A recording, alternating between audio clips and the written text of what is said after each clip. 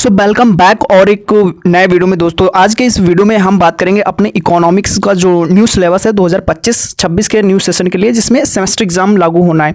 तो उसका जो सिलेबस है वो फर्स्ट सेमेस्टर और सेकंड सेमेस्टर का हम देखेंगे बिल्कुल स्टेप बाय स्टेप, और हर पॉइंट को डिस्कस करेंगे और कुछ इंपॉर्टेंट जो वहाँ पे जो चैप्टर्स हैं और टॉपिक्स हैं वो डिस्कस करेंगे। तो वीडियो को लास्ट तक देखिएगा, बिल्कुल एंड तक देखिएगा। और चैनल पे पहली बार हैं और अगर कंटेंट पसंद आता है तो वीडियो को लाइक कर दीजिएगा और चैनल भी सब्सक्राइब कर लीजिएगा, आपसे हम्बल रिक्वेस्ट है। और चलिए स्टार्ट करते हैं। तो दोस्तों ये सिलेबस 2025-26 न्यू सेशन के लिए है, डिपार्टमेंट ऑफ इकोनॉमिक्स का और अपने इलाहाबाद विश्वविद्यालय का। तो सबसे पहले यहाँ पे जो कोर्स का स्ट्रक्चर है वो समझ लेते हैं। यहाँ पे आपका जो 2 सेमेस्टर होने हैं एक साल में, तो यहाँ पे जो सिलेबस है वो मेजर सब्जेक्ट के लिए है। तो सेमेस्टर फर्स्ट और सेमेस्टर सेकंड दोनों के सिलेबस है डिफरेंट है, अलग अलग दिया गया है। और तो किस तरीके से करना है, किस तरीके से बिल्कुल आपको डिस्कस करना है बताऊँगा। तो यहाँ पे एज ए मेजर सब्जेक्ट यहाँ पे इसका सिलेबस है। और क्रेडिट वगैरह यहाँ पे, जैसे कि क्रेडिट का मतलब अगर ध्यान आसान भाषा में समझे तो यहाँ पे 3 है और ये 3 क्रेडिट है। और ये लास्ट का जो स्टैट्स का पेपर है यानी कि स्टैटिस्टिक्स का पेपर है वो 2 यूनिट्स हैं, यानी कि 2 ही यूनिट्स आपको पढ़ने रहेंगे। 2 लास्ट सेमेस्टर यानी कि सेकंड सेमेस्टर में 2 ही यूनिट और फर्स्ट सेमेस्टर में 2 ही यूनिट, यानी कि थर्ड पेपर ही आपका सबसे टफ रहता है स्टैट्स में, इसी में बच्चे रोज जाते हैं। और बाकी आपका माइक्रो है और इंडियन इकोनॉमी पढ़नी रहेगी, बाकी ये आपका स्टैट का पेपर है। तो यहाँ पे सबसे पहले हम देख लेते हैं अपने इकोनॉमिक्स का जो फर्स्ट सेमेस्टर का सिलेबस है। फर्स्ट सेमेस्टर में यानी कि ये इस तरीके से जो ये फर्स्ट बना हुआ है, यानी कि इन सभी का ये आपके सब्जेक्ट कोड हैं, यानी इको और डीएससी करके जो भी है, और ये आपका क्रेडिट सिस्टम वगैरह है। तो यहाँ पे सबसे पहले हम माइक्रो का, यानी कि जो इसको बोलते हैं समष्टि अर्थशास्त्र। और तो सबसे पहले यहाँ पे बात कर ली जाए तो यहाँ पे अगर अपना यूनिट फर्स्ट की बात की जाए तो यहाँ पे आपको नेचर ऑफ माइक्रो इकोनॉमिक्स वगैरह पढ़नी रहेगी, और उसकी जो बेसिक फीचर्स हैं यानी कि डिफरेंस है क्या मैक्रो और माइक्रो में डिफरेंस क्या है, ये बहुत इंपॉर्टेंट, यानी कि इससे क्वेश्चन आपका बनता ही बनता है। तो ये बिल्कुल ही पढ़ के छोड़िए मत। और यहाँ पे मैक्रो डिसीजंस और लॉ ऑफ डिमांड सबसे इंपॉर्टेंट टॉपिक है इकोनॉमिक्स का। अगर ये नहीं आता तो आप इकोनॉमिक्स पढ़ना बेकार है आपके लिए। मार्केट डिमांड क्या होती है, इस तरीके से ये सारे चैप्टर्स आपको पढ़ने रहेंगे। और इलास्टिसिटी ऑफ डिमांड सबसे फेवरेट ये है, सबसे ज़्यादा पूछा जाता है इलास्टिसिटी ऑफ डिमांड। ये यूनिट फर्स्ट था। और इसी तरीके से यूनिट सेकंड है। यूनिट सेकंड में आपको जैसे कि यहाँ पे थ्योरी कंज्यूमर बिहेवियर, यानी किस तरीके से एक कंज्यूमर का बिहेवियर कैसा होता है, बाईगाता डायग्राम के माध्यम से आपको समझाया जाएगा। और कंज्यूमर इक्विलिब्रियम, यानी जैसे कि इस तरीके से कंज्यूमर इक्विलिब्रियम कैसे होता है, यानी कि पॉइंट ऑफ दिया जाएगा जहाँ पे कंज्यूमर को ज़्यादा से ज़्यादा सेटिस्फेक्शन मिलेगा, वहीं पे कंज्यूमर ये उपभोक्ता संतुलन होता है, ये ध्यान रखिएगा। और ये आप पढ़ेंगे बहुत ही अच्छे तरीके से, तभी आप वो इसको टैकल कर पाएंगे। और यानी कि इकोनॉमिक्स का सबसे हार्ड पेपर होता है पूरी आर्ट्स फैकल्टी में। इकोनॉमिक्स ही ऐसा डिपार्टमेंट है जिसमें बच्चे परेशान होते हैं, तो यानी कि इसको हल्के मत लीजिएगा। तो यहाँ पे इंडिफरेंस कर्व और यानी कि अनाधिमान वक्र विश्लेषण वगैरह, और प्राइस इफेक्ट बहुत इंपॉर्टेंट है, इनकम इफेक्ट और सब्स्टिट्यूशन इफेक्ट, ये हिक्स हैं अपने जो भी अर्थशास्त्र के जो प्रोफेसर्स थे उन लोगों ने ये मेथड्स दिए हैं, वो आपको पढ़ना रहेगा। और in elementary treatment of revealed preference theory ये भी रहेगा। और कंज्यूमर सरप्लस बहुत इंपॉर्टेंट टॉपिक है।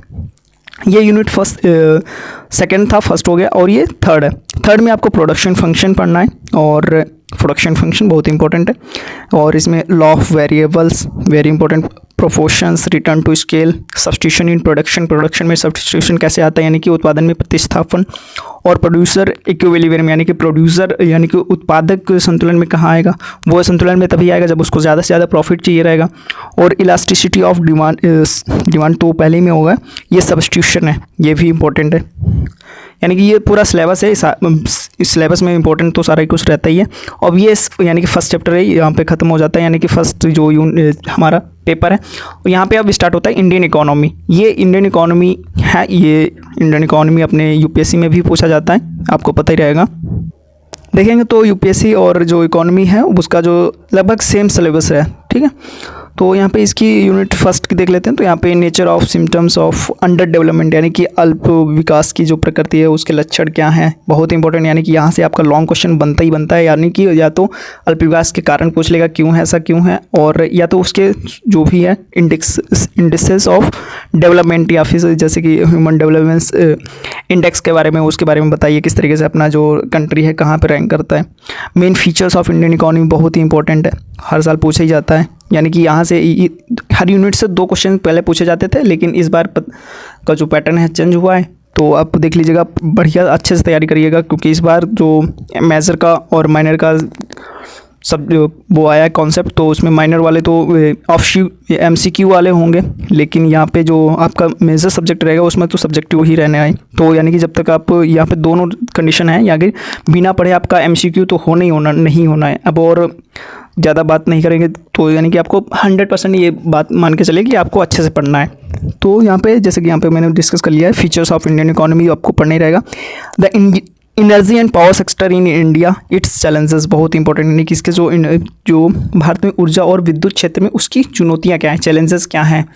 ठीक है, यूनिट फर्स्ट था। सेकेंड यूनिट में आपको क्या रहना है, यहाँ पे कृषि से क्षेत्र से रिलेटेड है। भारतीय कृषि की प्रमुख विशेषताएं क्या हैं, बहुत ही इंपॉर्टेंट क्या है, उसकी जो फीचर्स वगैरह क्या है, और इसके जो चेंज हो रहा है, लगातार बदल रही है, इसकी जो स्ट्रक्चर में क्या चेंज आ रहा है, चेंजियन एग्रीग्रियन स्ट्रक्चर। ठीक है, और यहाँ पे मैकेनाइजेशन ऑफ एग्रीकल्चर, उसका किस तरीके से मशीनीकरण है, और भारत में ग्रामीण बेरोजगारी किस तरीके से, बेरोजगारी की विशेषताएं, बहुत सारी, ये बहुत कुछ, ये लग तो छोटा रहा है, सिलेबस बहुत छोटा लग रहा है, लेकिन पढ़ना आपको बहुत ज़्यादा रहेगा, तो आप छोड़िएगा मत कुछ भी। और यूनिट थर्ड, यानी कि यहाँ पे देखो बैंक के बारे में पढ़ना रहेगा, जैसे कमर्शियल बैंक्स हो गए, रीजनल रूरल्स कोऑपरेटिव बैंक्स, इससे क्वेश्चन आता ही है। लैंड डेवलपमेंट, और सबसे इंपॉर्टेंट जो नाबार्ड से क्वेश्चन आता ही है। ठीक है, ये आपका यूनिट थर्ड था, यानी कि यहाँ पे इंडियन इकोनॉमी खत्म होता है, अब आपका स्टार्ट हो जाएगा स्टैटिक्स, सबसे ज़्यादा हार्ड, यानी कि सब बच्चों को लगता है। ठीक है, इसमें मैंने कुछ शॉर्ट नोट्स बनाया था जो इस स्टार्टिंग में दिखाया, वो थोड़ा मैं आपको दिखाऊंगा। बाकी इस पर स्पेशल वीडियो आएगी, किस तरीके से टैकल करना है, किस तरीके से आपको और अच्छे से डीप में बताऊंगा। तो आप अगर वो ये वीडियो देखने के बाद वो वीडियो देख सकते हैं, मैं जल्द उस वीडियो को लाऊंगा। उसके लिए आपको चैनल को सब्सक्राइब करना तो पड़ेगा ही। तो यूनिट फर्स्ट, ये यहाँ पे स्टैट्स, इसमें स्टैट में आपको पढ़ना रहेगा, जैसे उसकी नेचर्स क्या है, उसके फंक्शंस क्या हैं, क्या उसके कार्य क्या हैं, उसकी इंपॉर्टेंस क्या है, और कलेक्शन ऑफ डाटा सबसे इंपॉर्टेंट टॉपिक है इस यूनिट का। और क्लासिफिकेशन, टैबुलेशन, यानी कि जो ये आपका जो आरेख बनते हैं, जो टेबल वगैरह बनती है, उसी को बोलते हैं। और डायग्रामेटिक, यानी कि बहुत सारे इसमें, जैसे कि बार ग्राफ हो गया, पाई चार्ट हो गया, हिस्टोग्राम जैसे कि ये इस तरीके से बनेंगे आपके, इस तरीके से बार ग्राफ, जैसे कि ये आपका पाई चार्ट हो गया इस तरीके से, और इसके परसेंटेज वगैरह आपको दिखाना रहता है, इसमें शो करना रहता है। ठीक है, इस तरीके। और सबसे इंपॉर्टेंट यहाँ पे ओजाई वक्र, जो यानी कि इसको त्वरण वक्र भी बोलते हैं। ठीक है, जो इम्पोर्टेंट है। ठीक है, इससे क्वेश्चन बनता ही है। और फिर यहाँ पे लास्ट में है कि सेंट्रल टेंडेंसी, यानी कि केंद्रीय प्रवृत्ति के माप अंकगणित, यानी कि जो समांतर मान दिए, तो आपको पता ही होगा, ये आपने पढ़ा ही होगा। और ये आपका वेटेड मीन जो होता है, ये गुणोत्तर, यहाँ पे हरात्मक लिखा है। ठीक है, मीन ज्योमेट्रिक मीन, ठीक है, मीडियन यानी कि मध्यिका, और बहुलक यहाँ पे देखो, हाँ, और देयर रिलेटिव मेरिट्स, यानी कि उसके जो मेरिट्स हैं, गुण और अवगुण क्या हैं वगैरह वगैरह। और CSO और NSS, नेशनल स्टैटिक सर्वे ऑर्गेनाइजेशन, उसके कार्य क्या हैं इस तरीके से, और संगठन कार्य क्या है, ऑर्गेनाइजेशन वर्किंग, इस तरीके से। ये आपका यूनिट फर्स्ट और ये यूनिट लास्ट, यानी कि लास्ट के पेपर में 2 ही यूनिट हैं आपको पढ़ने रहेंगे, और सेकंड सेमेस्टर में भी 2 ही यूनिट हैं, यानी कि 2 ही यूनिट हैं, लेकिन पढ़ना तो पूरा है आपको। यहाँ पे मेजर ऑफ डिस्पर्जन, यानी कि यहाँ पे फैला दिया, रायता फैला दिया यहाँ पे गूगल ने। तो यहाँ पे डिस्पर्जन का मतलब होता है विचलन वगैरह। और रेंज, कर्टाइल, परसेंटाइल डेविएशन बहुत ही इंपॉर्टेंट है। ये आपके मेथड्स, आपके न्यूमेरिकल वगैरह आते हैं, इसे जो आपको निकालना ही पड़ेगा। ये आपको मैथ्स आ गई यहाँ पे, और मैथ्स तो स्टैट का मतलब मैथ्स है ही इसमें, और थ्योरी बहुत ही कम ही रहती है। मीन डेविएशन निकालना पड़ेगा, स्टैंडर्ड डेविएशन सबसे ज़्यादा इंपॉर्टेंट रहता है। कोफिशिएंट ऑफ वेरिएशन, यानी कि जो मैंने हाईलाइट कर रखे हैं, ये बहुत ही इंपॉर्टेंट टॉपिक्स हैं यूनिट वाइज। और ये लॉरेंज वक्र या फिर कर्व, ये बहुत ही इंपॉर्टेंट है, आपको पढ़ के रहिएगा जाइएगा। और यहाँ पे लास्ट में जो है measure of skewness and kurtosis, correlation बहुत इंपॉर्टेंट है। Linear and rank, index numbers, उनके जो नेचर क्या है, कंस्ट्रक्शन क्या है, लिमिटेशंस क्या है, उसकी महत्व क्या है, बहुत इंपॉर्टेंट। और construction of index numbers, simple, weighted and price relative methods, ये छोड़ के मत जाइएगा। और फिर है सेकंड सेमेस्टर। अभी तक तो जो पूरा सिलेबस था वो फर्स्ट सेमेस्टर का था, अब यहाँ पे स्टार्ट होता है आपका सेकंड सेमेस्टर। सेकंड सेमेस्टर में भी सेम पेपर हैं, यानी कि सेम सब्जेक्ट के, बस सिलेबस थोड़ा रिड्यूस कर दिया गया इस बार। यहाँ पे भी क्रेडिट सिस्टम बराबर है, 3-3, और ये लास्ट में 2, यानी कि लास्ट का 2 ही यूनिट हैं, और स्टार्टिंग के 2 पेपर के 3-3 यूनिट दिए गए हैं। पहले 5 यूनिट हुआ करते थे, 5 या 4। और ये माइक्रो इकोनॉमिक्स है। कॉस्ट, इसमें जो फर्स्ट यूनिट में रहेगा आपका कॉस्ट फंक्शन दिया है, डिफरेंट कॉन्सेप्ट्स ऑफ कॉस्ट यानी कि लागत के जो विभिन्न सिद्धांत हैं, उनकी जो परिभाषाएं हैं, डिफिनीशंस वगैरह हैं, वो आपको पता रहनी चाहिए। और नॉमिनल कॉस्ट क्या होती है, रियल कॉस्ट क्या होती है, अपॉर्चुनिटी कॉस्ट क्या होती है, यानी कि कितने पे, अपॉर्चुनिटी का मतलब क्या है, अगर आसान भाषा में समझे, जैसे कि दूसरा एक सामान बेच रहा है 5 रुपये का और वही सामान दूसरा दुकानदार बेच रहा है 3 रुपये का, तो यानी कि अपॉर्चुनिटी कास्ट क्या है, जो तुम कहोगे कि सर ये तो 3 रुपये का यहाँ पे बेच रहा है, तो मुझे ये 5 रुपये का मैं क्यों खरीदूंगा, यानी कि ये नहीं लेंगे। यही अपॉर्चुनिटी कास्ट हो गई कि हमें जो चीज़ 5 रुपये की है वो 3 रुपये में मिल जा रही, यानी किसी को बोलते हैं अवसर लागत। जो चीज़ मार्केट में हमें सस्ती मिल जा रही है, यानी कि सस्ता हम सभी चाहते हैं ना। कमेंट में बताइएगा। और फिर यूनिट सेकंड है nature of market, revenue functions, revenue curve और price determination under perfect competition, बहुत ही इंपॉर्टेंट है। यानी कि यहाँ पे जो भी ये मोनोपोली वगैरह हैं, बहुत ही इंपॉर्टेंट टॉपिक्स हैं, इससे क्वेश्चन बनते हैं और बहुत ही ज़रूरी है, आपको पढ़ना चाहिए और पता होना चाहिए क्या मोनोपोली है। आज की डेट में आपको ये सारी चीज़ें कंपलसरी है, जाननी चाहिए। डिस्क्रिमिनेटिंग मोनोपोली यानी किस तरीके से उसको विभेद करते हैं, भेदभाव, यानी यहाँ पे देखो विभेद होता है, ठीक है। यहाँ पे गूगल ट्रांसलेट ने थोड़ी गलती करी है। इम्परफेक्ट एंड मोनोपोलिस्टिक कंपटीशन, किस तरीके से मोनोपोलिस्टिक इम्परफेक्ट कंपटीशन होता है, ये टॉपिक्स नहीं छोड़ने।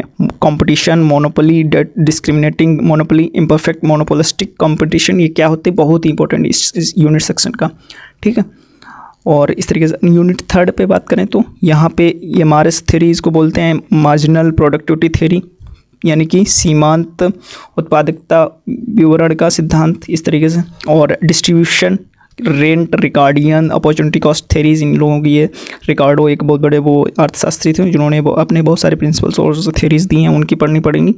क्वाशी एंड रेंट, उनकी रेंट क्या है, wages, labour supply and demand theory of wages, बहुत ही इंपॉर्टेंट है। ये लॉन्ग क्वेश्चन होते हैं, काफ़ी अच्छे से पढ़ेंगे तभी आपको समझ में आएंगे। फिर मार्जिनल प्रोडक्टिविटी थेरी आपको पढ़नी रहेगी, उत्पादकता, ये प्रवर्तिगत नहीं है, सीमांत कर लीजिएगा यहाँ पे, ठीक है। सीमांत उत्पादकता का सिद्धांत आना ही चाहिए आपको, यानी कि ये एमसीक्यू और लॉन्ग में पूछा ही जाता है। इंटरेस्ट बहुत बड़ा क्वेश्चन है, यानी कि बहुत अच्छा क्वेश्चन है और ये पूछा ही जाता है। क्लासिकल एंड लैंड लोनेबल, यानी कि जिस तरीके से जो लोन वगैरह लिया जाता है उसके बारे में आपको क्लासिकल और लोन से रिलेटेड कॉन्सेप्ट्स वगैरह आपको पढ़ने रहेंगे।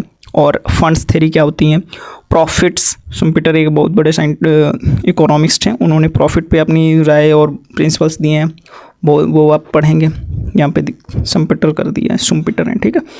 फिर नाइट, जेके मेहता, ये अपने इन लोगों के ये कॉन्सेप्ट्स आपको और प्रिंसिपल्स आपको पढ़ने रहेंगे।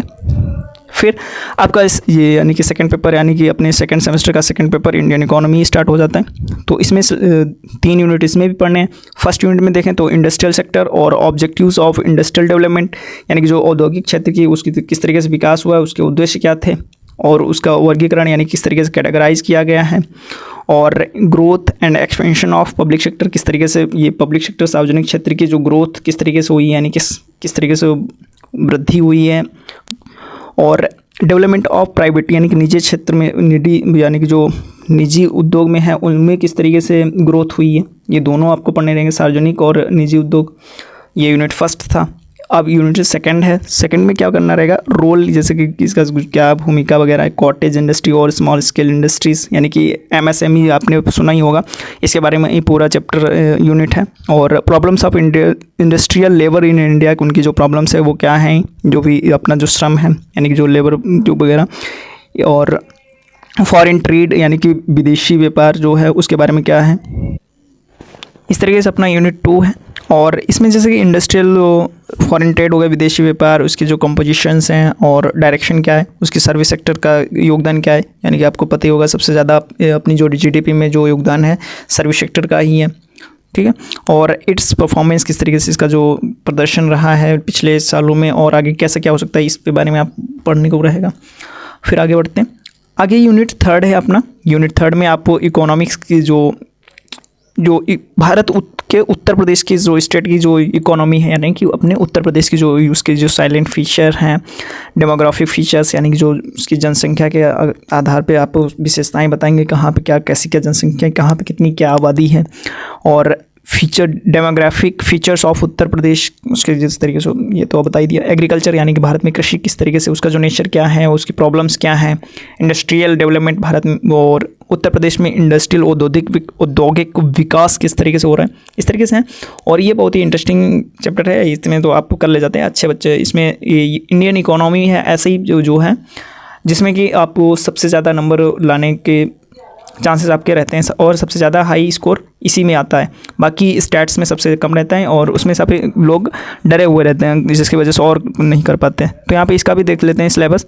तो यहाँ पे इसका जो सिलेबस है ये एनालिसिस सेकंड यानी कि VA सेकंड सेमेस्टर का जो इकोनॉमिक्स, ये चैप्टर का अपने पूरे वो पेपर का नाम है टेक्निक्स ऑफ इकोनॉमिक एनालिसिस, अगर शॉर्ट में बोले तो स्टैटिस्टिक्स बोलते हैं, ठीक है। और इसके दूसरी हम वीडियो लाएंगे जिसमें कि इसकी जो स्पेशल वीडियोज़ हैं हमने कौन सी पढ़ी थी और आप कौन सी पढ़ सकते हैं, जो कि आप ईजी में और इंग्लिश मीडियम और हिंदी मीडियम दोनों के लिए हम लाएंगे। तो वो वीडियो आपके लिए बेहद इंपॉर्टेंट हो जाएगा। तो यहाँ पे देख लेते हैं इसका जो फर्स्ट यूनिट है, इसमें आपको उसी के आगे से पढ़ना रहेगा, जैसे कि आपने फर्स्ट सेमेस्टर में छोड़ा था जहाँ से, उसके आगे से रहेगा यहाँ पे। तो यहाँ पे आपको माइक्रो और मैक्रो में डिफरेंस वगैरह बताया जाएगा, जो कि आपको पता रहेगा क्योंकि आप माइक्रो तो पढ़े चुके हैं। मैक्रो आप थर्ड सेमेस्टर में पढ़ेंगे या फिर सेकेंड ईयर में पढ़ेंगे। यहाँ पे illustrations of micro and macro problems, उसकी प्रॉब्लम्स वगैरह क्या हैं, जिस तरीके से सूक्ष्म और सामूहिक आर्थिक सूक्ष्म और सामूहिक समस्याओं के उदाहरण, ठीक है। और नेचर उसकी डायनेमिक है, स्टैटिक्स है, इस तरीके से आप वो देखेंगे। और इक्विलिब्रियम कहाँ पे होता है, concepts and types, functional relationships, economies, demand, supply, cost, revenue, savings, income and investment steps etcetera. Illustrations from micro and macro economics, यानी उस तरीके से आपको जो उदाहरण वगैरह देने रहेंगे किस तरीके से इसमें डिफ्रेंशिएट करता है, ठीक है। फिर इसमें लास्ट यूनिट और आपका पूरा सेमेस्टर और फर्स्ट ईयर ओवर। तो यहाँ पे बात करें जो यानी कि इक्वेशंस रहेंगी, और ये इतना आसान नहीं है। तो solution of simultaneous linear quadratic equations वगैरह इसमें काफ़ी है और काफ़ी इसमें बहुत ही तगड़ी मैथ पूछी जाती है। एनालिसिस ऑफ मार्केट इक्विलिब्रियम और अलजेब्रिक कॉन्सेप्ट्स वगैरह आपको पढ़ने रहेंगे। Graphical solutions, curves and straight lines, काफ़ी कॉम्प्लेक्स कॉन्सेप्ट्स वगैरह हैं जो कि आपको पढ़ने रहेंगे। पढ़िएगा तो आपको समझ आ जाएगा। अगर पीछे का सब क्लियर रहता है तो आगे ज़्यादा दिक्कत आती नहीं है, क्योंकि आपको बेस क्लियर रहना चाहिए। Rate of change and slope functions बहुत इंपॉर्टेंट, इसका इस यूनिट का वो बहुत ही इंपॉर्टेंट कॉन्सेप्ट है, ये आते पूछा ही जाएगा। Illustrations, use of linear and non linear functions बहुत इंपॉर्टेंट है, लीनियर और नॉन लीनियर फंक्शंस पूछे जाते हैं। और कॉस्ट एंड रेवेन्यू कर्व्स, ये हैं, इसके बारे में तो पता ही है क्योंकि आप वहाँ पे माइक्रो में पढ़ के आ रहे हैं। और नेचर ऑफ पैराबोलिक कर्व्स, ये भी आपको बेसिक आइडिया रहेगा क्योंकि माइक्रो में पढ़ चुके होंगे। Cost and revenue curves and related economic illustration, यानी कि उसके उदाहरण वगैरह।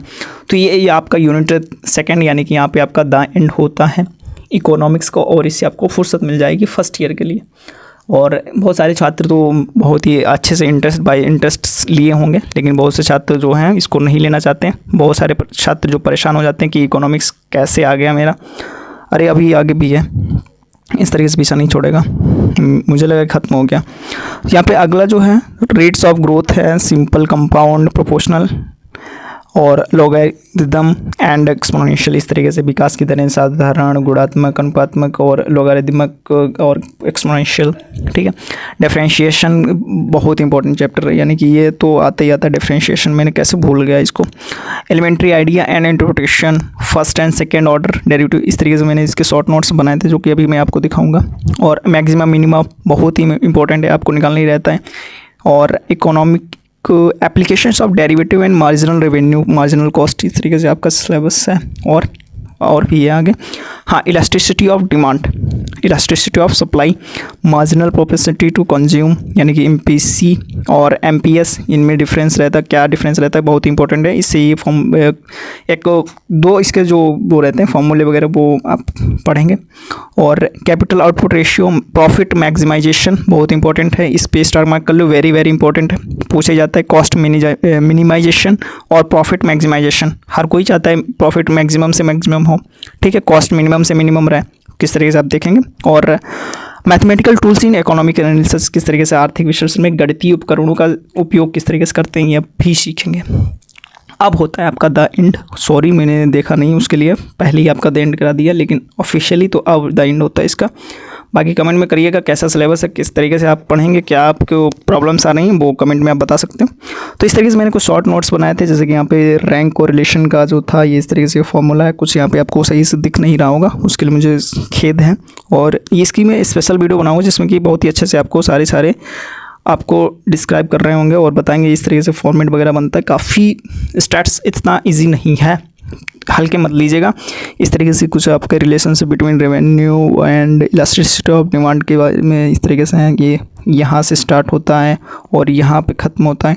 ये तो बस शॉर्ट है, काफ़ी छोटा छोटा लगा है और आपको लग रहा होगा काफ़ी, तो यानी कि अच्छे से पढ़िएगा तभी आप पास होंगे। इकोनॉमिक्स में बच्चे फेल बहुत होते हैं, यानी कि पास होने तक के नंबर लाने के लिए लाले पड़ जाते हैं। और ये मीन, मीडियन, मोडियन और ये उसका फॉर्मूला हो गया मोड का, ये स्टैंडर्ड डेविएशन वगैरह है, ये इस तरीके से उसका फॉर्मेट वगैरह है। ये मैंने काफ़ी मेहनत करी थी यार, तो ये इस तरीके से मैंने चिपका रखे थे। ये इतनी, तुम्हें आपको एक फैक्ट बताऊं कि अपना जो माइक्रो है सिर्फ इतनी दीवार जो मैंने गेट पे लगाए थे ये खिड़की में, तो इस पर ये जो जितने भी ये डायग्राम्स हैं इतने डायग्राम्स आपको पढ़ने रहेंगे और आपका जो माइक्रो ओवर, ठीक है। लेकिन काफ़ी पढ़ना रहेगा तभी आपको समझ में आएगा, और दिख तो रहा ही नहीं है, कोई बात नहीं, सॉरी उसके लिए। तो इस वीडियो में बस इतना ही, थैंक यू। और कोई भी क्वेरी, कोई भी दिक्कत, कोई भी परेशानी है तो कमेंट में बता सकते हैं। बाकी कौन से सब्जेक्ट का और सिलेबस मैं लाऊं आपके लिए, आप सभी के लिए, तो कमेंट में बताइएगा। तब तक मिलते हैं, शुक्रिया, थैंक यू, बाय बाय।